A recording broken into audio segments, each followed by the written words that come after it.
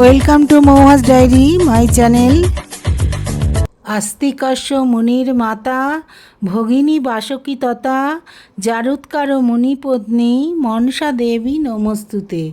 মা মনসা, মা গো, এই 2026 সালের মনসা পুজো আগামী 31শে শ্রাবণ 1433 ও 32শে শ্রাবণ 1433-এ এই ইংরাজির 17ই আগস্ট নাগ পঞ্চমী আর 18ই আগস্ট মনসা পুজো অনুষ্ঠিত হতে চলেছে।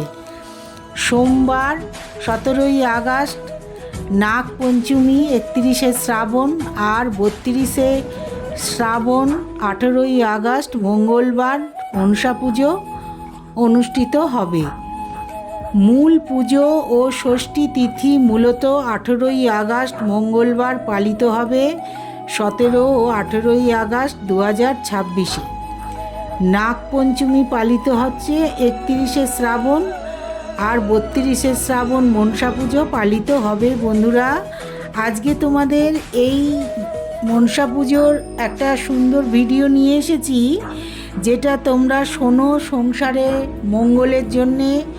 আর এই মনসা পুজোর দিন তোমরা কি করবে আর কি করবে না, যে জিনিসটা করবে না, কেন সংসারে ঘোর অমঙ্গল আসতে পারে, সেই জন্যে তোমাদের আমি বলে দিচ্ছি। তোমরা একটুখানি ভিডিওটা শুনে নাও, তাতে তোমাদের মঙ্গলই হবে।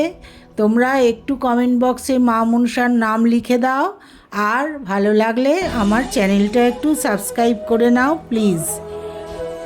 ষষ্ঠী তিথি শুরু হচ্ছে 17ই আগস্ট 31শে শ্রাবণ সন্ধ্যা 7:08 আর 18ই আগস্ট 32শে শ্রাবণ 7:31 শেষ হয়ে যাবে।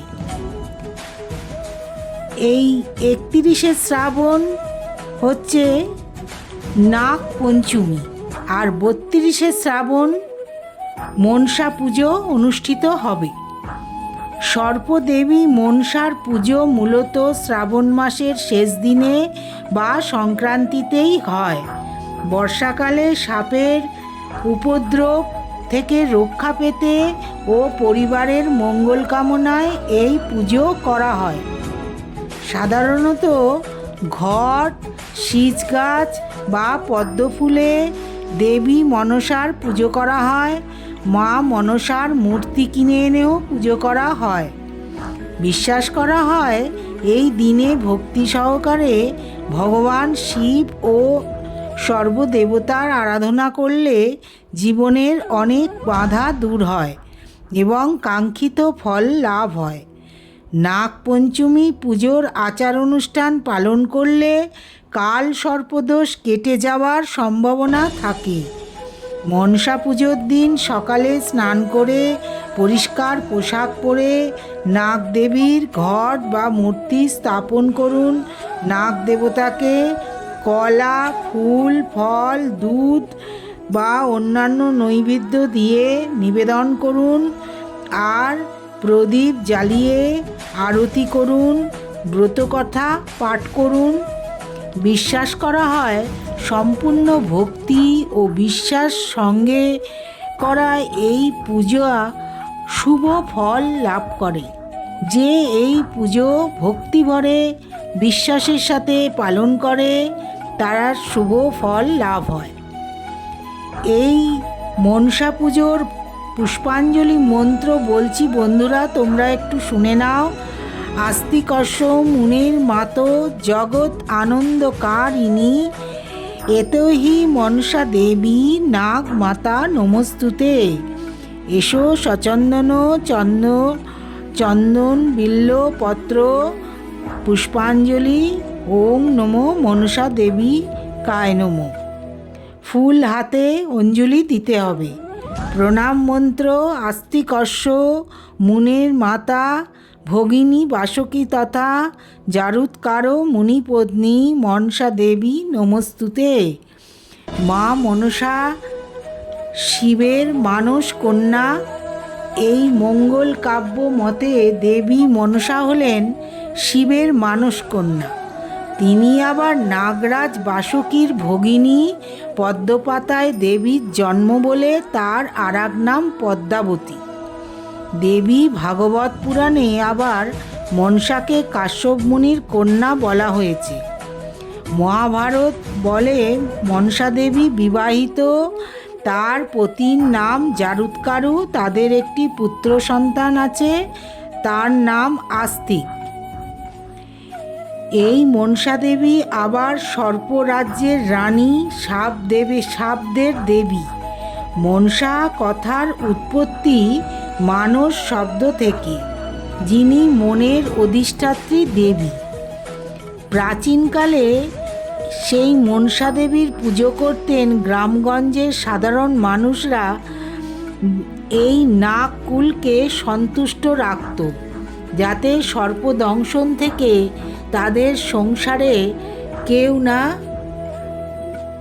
কাউকে না সাপ কামড়ে দেয়, সর্পদংশন না হয়, সেই জন্যে শ্রাবণ ও ভাদ্র মাসে মনসা পুজো করলে বাড়িতে কখনো সাপে কামড়ানোর ভয় থাকে না। এই মনসা পুজো এই বর্ষাকালেই বেশি হয়, কেননা শ্রাবণের সংক্রান্তি আর ভাদ্রের সংক্রান্তিতেই মনসা পুজো করা হয়ে থাকে। বাড়িতে হয়, মন্দিরে হয়।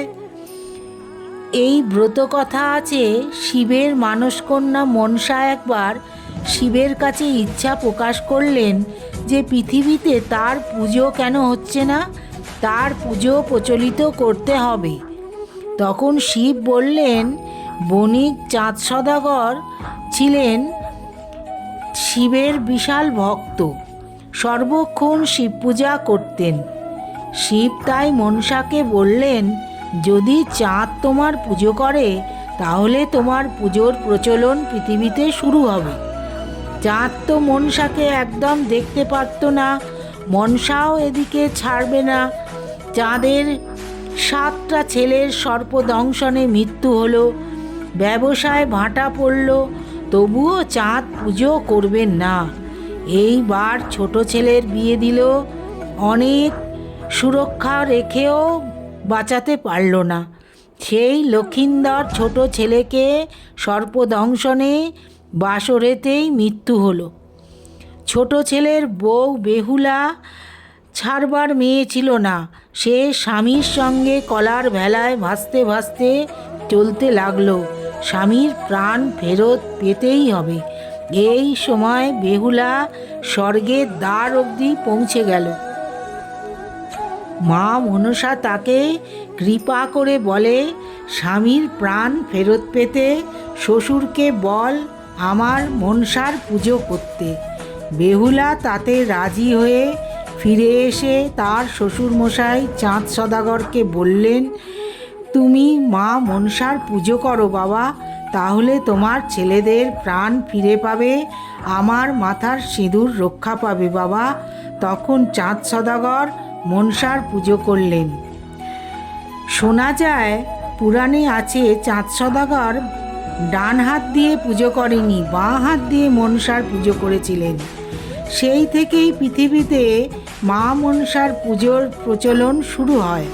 চাঁদ সদাগরের মৃত ছেলেরা জীবিত হয়ে যায়, হারানো ব্যবসা ফিরে পায়, আর মা মনসার পুজো এই শ্রাবণ সংক্রান্তি ও ভাদ্র সংক্রান্তিতে শুরু হয়।